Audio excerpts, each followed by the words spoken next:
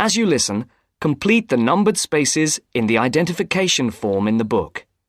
First, you have some time to look at questions 1 to 5.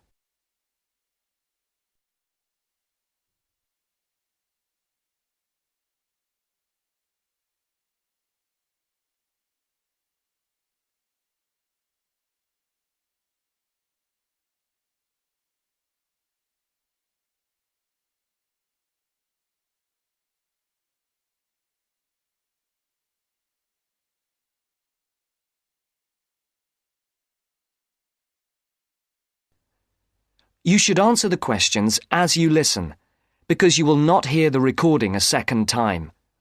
Listen carefully and answer questions 1 to 5. Platinum Card Service, Rebecca speaking. How may I help you? I've got a few problems with my credit card account. Okay.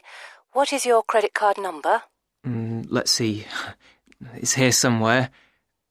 Here it is. Can I just take the card number, please? Yes, it's 6992 6992 3443 3443 1147 1147 8921. 8921. Right. Can I just check that? 6992 3443 1147 8921. That's it. And your name? Carlos de Silva. I just need to check a few details for identification and security, if you'll bear with me. That's okay. And what's your postcode? SE1 8PB. SE1 8PB. That's it. Vauxhall Close, London? Yes, that's right. And the house number? 43. And can you give me your date of birth? 13th of the 7th, 63. And one further check, if I may. Can you give me your mother's maiden name? Yes, it's Moore. Is that Moore? Yes, that's it. Before the caller and operator continue their telephone conversation, look at questions 6 to 10.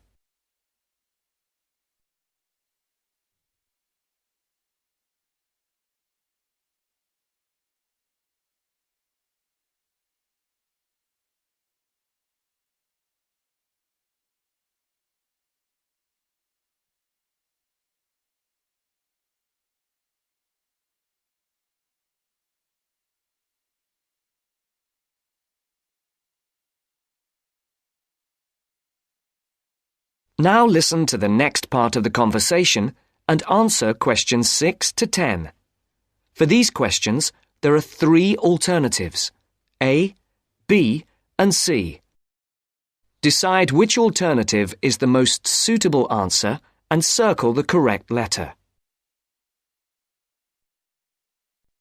Yes. Now, can we get on with this? Yes, sir, certainly. I'm sure you'll appreciate that all these checks are necessary for security reasons. So, what exactly is the problem? Problems? Okay. Well, first, your computer seems to have gone mad. I sent you £500 and on the statement for the account it shows that I only paid £300. Yes. The account does only show £300 was paid. Well, I paid the £500 in at the bank and I have my receipt, and my bank statement shows that £500 has been taken from my account. Oh, I see. What I'll do is check with the bank and see what they say. OK. You said there was something else? Yes, as if that wasn't enough. My account shows that £107.27 was paid to a company called Pan Express. I don't know who this is. Let's have a look. Well, it is genuine. I can assure you it's not mine. It was made on the evening of the 12th of May. Maybe it's a restaurant bill you forgot about? There's no way that... Oh, wait, hold on. Yes. Oh, it's okay. I've just realised what it is. It is a restaurant bill. The name of the company is different from the name of the restaurant. My mistake. I'm sorry. That's okay. Was there anything else? I don't know if I dare. What is it anyway? Well, it's, the amount of interest seems to have gone up.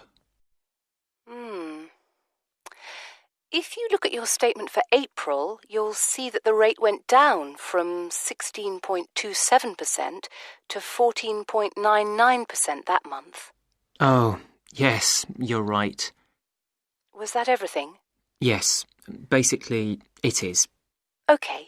And can you check my payment? Oh yes, I'll do it. Can I phone you back? I'll be at home for the next 2 hours. I have to leave at 11. Right. What's your number? 020 7989 7182. Hold on. 020 7979. No, it's 7989 and then 7182. So it's 020 7989 7182. Yes, that's it. Okay, I'll phone you straight back. Thanks. Bye. That is the end of part 1. You now have half a minute to check your answers.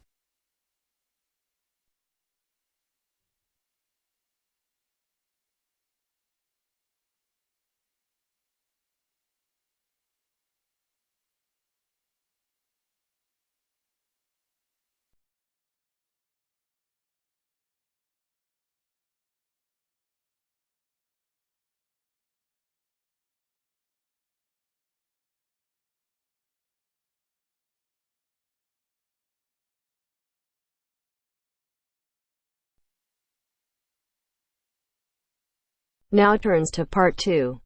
Part 2. You'll hear part of a free class about safety around campus. First, you have some time to look at questions 11 to 14.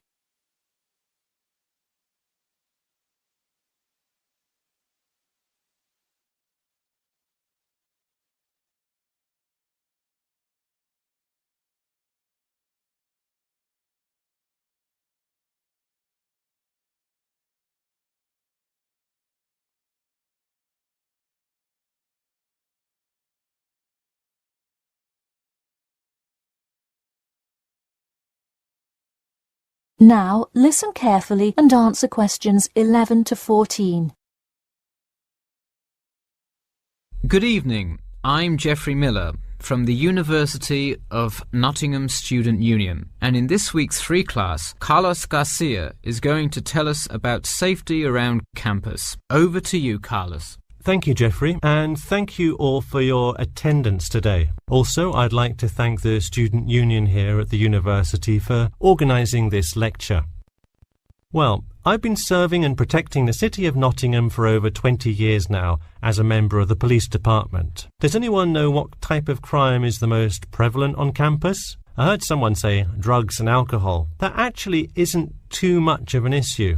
Violence? Nope. Actually, the biggest thing we worry about here is theft. The nature of crime on Nottingham's campus is quite different from that of the surrounding areas.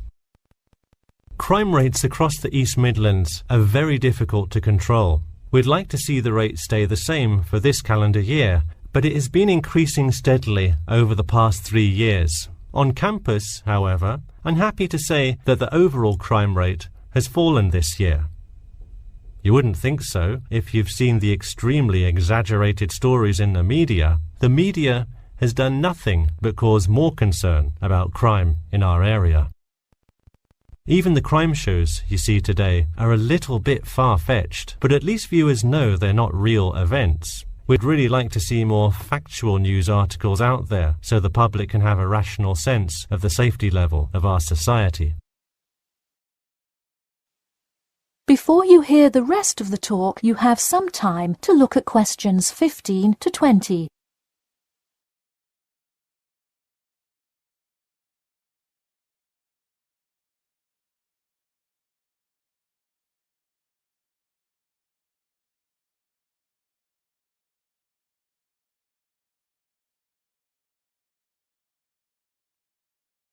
Now listen and answer questions 15 to 20.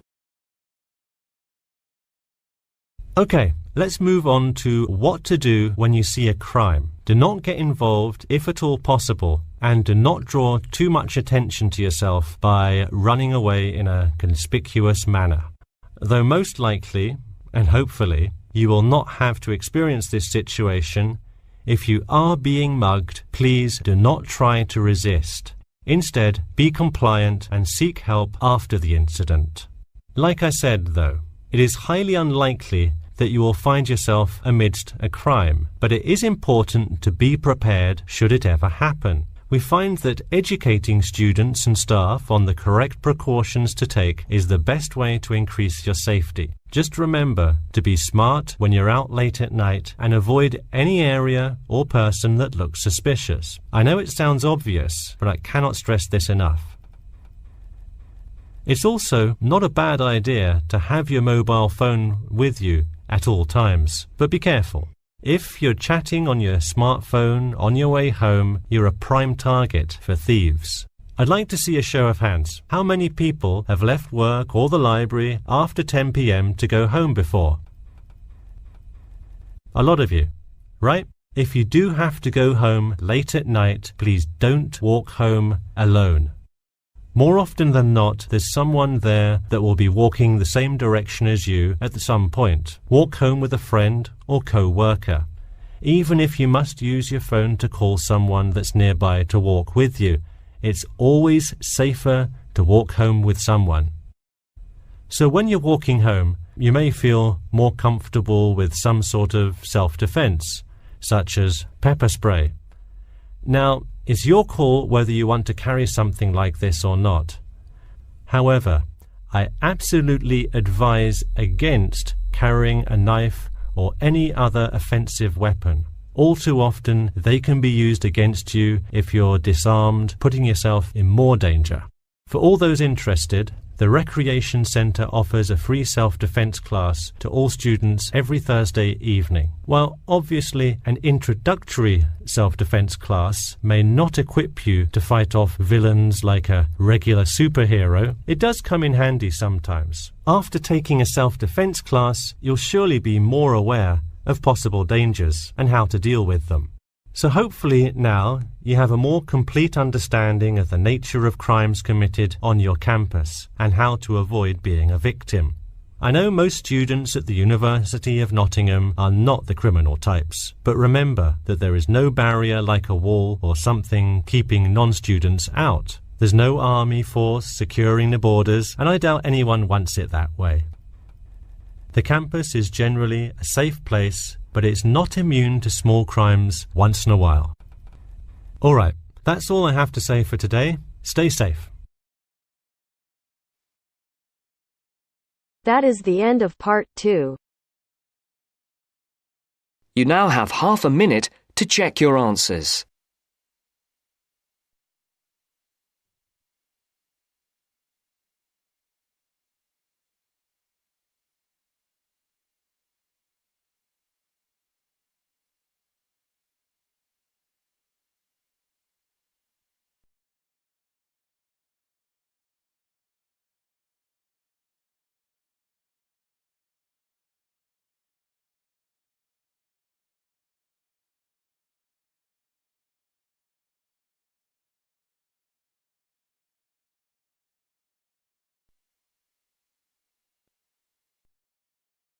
Now turns to part 3.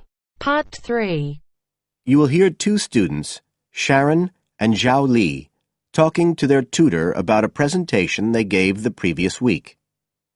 First, you have some time to look at questions 21 to 23.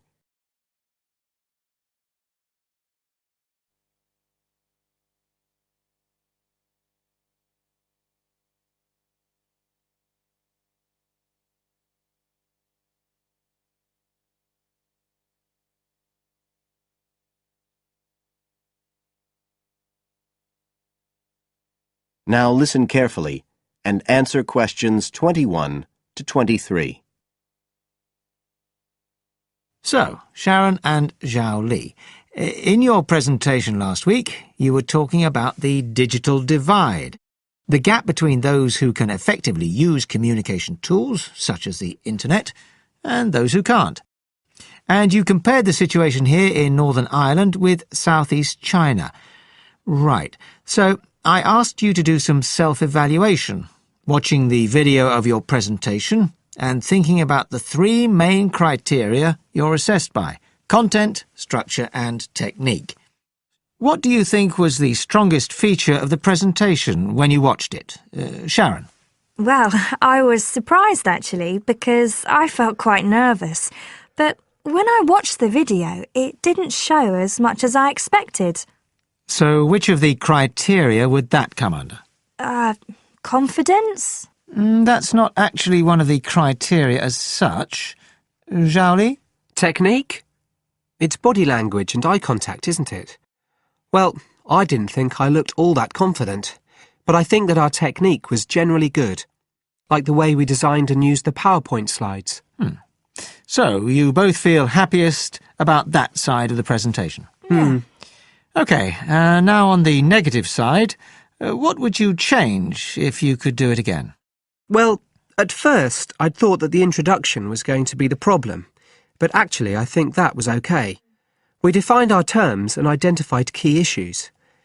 It was more towards the end. The conclusion wasn't too bad, but the problem was the questions. We hadn't really expected there'd be any, so we hadn't thought about them that much. OK, anything else?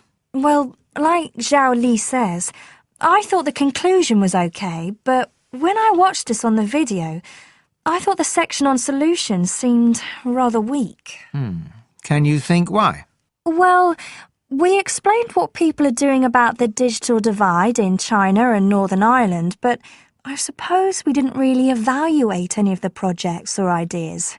It was just a list, and that was what people were asking us about at the end mostly.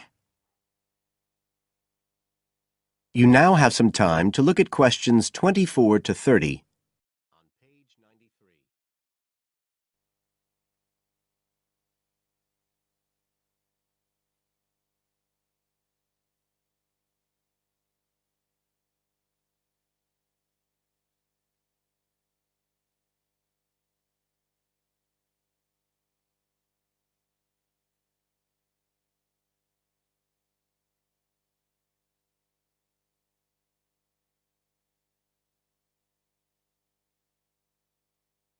Now listen and answer questions 24 to 30.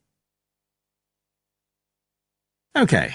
Now, I also asked you to get some peer evaluation from the other students. Yes, well, people said it was interesting, like the fact that in China the internet was used more for shopping than in Northern Ireland.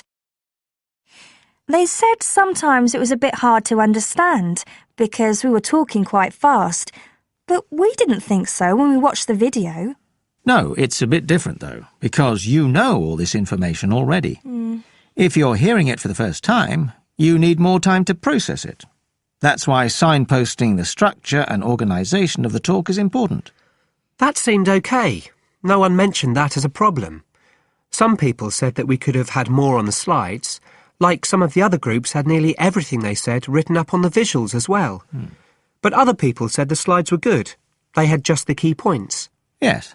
And most people said we had quite good eye contact and body language. They all pointed out we'd overrun. They all said we were 5 minutes over. But we timed it afterwards on the video, and it was only 3 minutes. We were a bit unsure about the background reading at first, but I think we did as much as we could in the time. Anyway, no one commented on that under content. But one thing that did come out was that they liked the fact we'd done research on both Northern Ireland and China. Most other people had just based their research on one country. We managed to get quite a lot of data from the internet, although we had to do our own analysis, and we did our own surveys as well in both countries. So the class gave us best feedback for content, but it was all OK. Right. Well, that's quite similar to the feedback I'm giving you. I was very impressed by the amount of work you'd done and by your research methodology. So, actually, I'm giving you full marks for content. 5. The structure of the presentation was good, but not quite as good as the content. So I gave that 4, and the same for technique. So, well done. Thank you. Now, the next stage is to write up your report. So, just a few pointers for you here. First of all, in your presentation, I think your ending was rather abrupt. You suddenly just stopped talking. Yeah. It wasn't a big problem, but think about your closing sentences in your report. You want to round it off well. One thing I forgot to mention earlier was that I felt a very strong point was that after you'd given your results, you explained their limitations. The fact that we didn't have a very reliable sample in terms of age in China. Yes, that section. So don't forget to include that. And you had some excellent charts and diagrams, but maybe you could flesh out the literature review a bit. I can give you some ideas for that later on if you want. OK, is there anything else you want to ask? No, thank you. Thanks. That is the end of part 3. You now have half a minute to check your answers.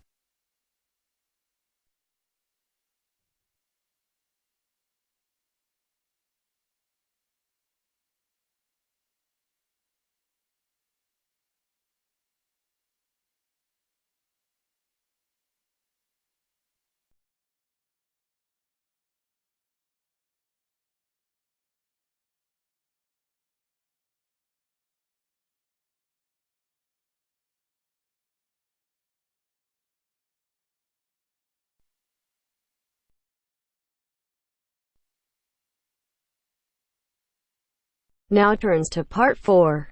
Part 4. You will hear an introduction about an eco-friendly building called the Gherkin. First, you have some time to look at questions 31 to 40.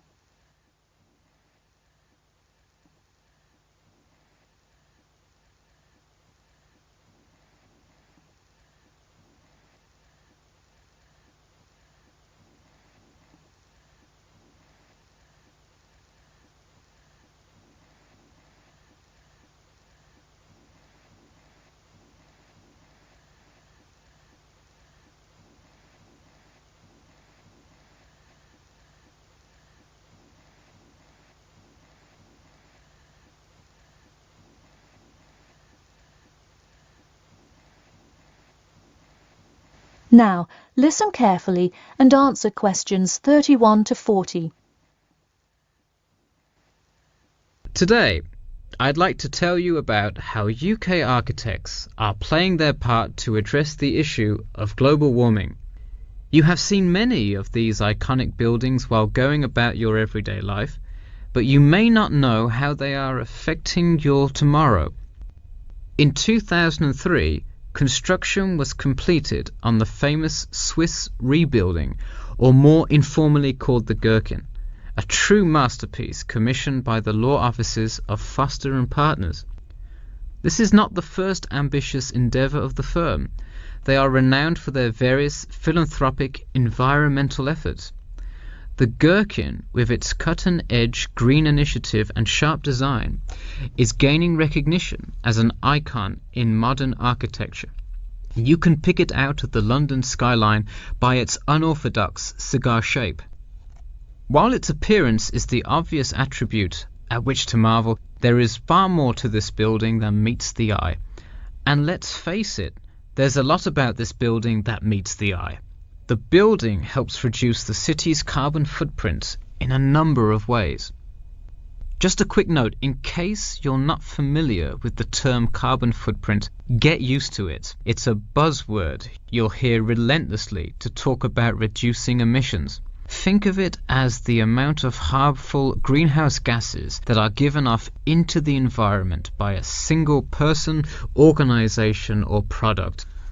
So going back to the Gherkin building, perhaps the most obvious as well as the most significant eco-friendly feature is the glass windows, which allow light to pass through the building, both reducing heating costs and brightening up the workspace. The ingenuity behind the various eco-friendly aspects of the Gherkin has seen its fair share of publicity both from serious and silly sources. In a recent April Fool's Day edition, One e-publication printed a story detailing plans to replace 50% of the current exterior with grass, which would not only make large steps in the name of sustainability, but also give the building the green hue that would truly earn it the nickname of the Gherkin. The only drawback is, as you may have guessed, that this story was an April Fool's Day joke and completely made up.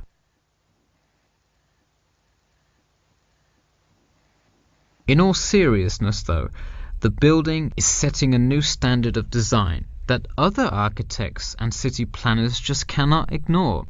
The building's bold and cost-efficient design has won a number of architecture awards, including the Stirling Prize, the London Region Award, and the Empress Skyscraper Award, among others.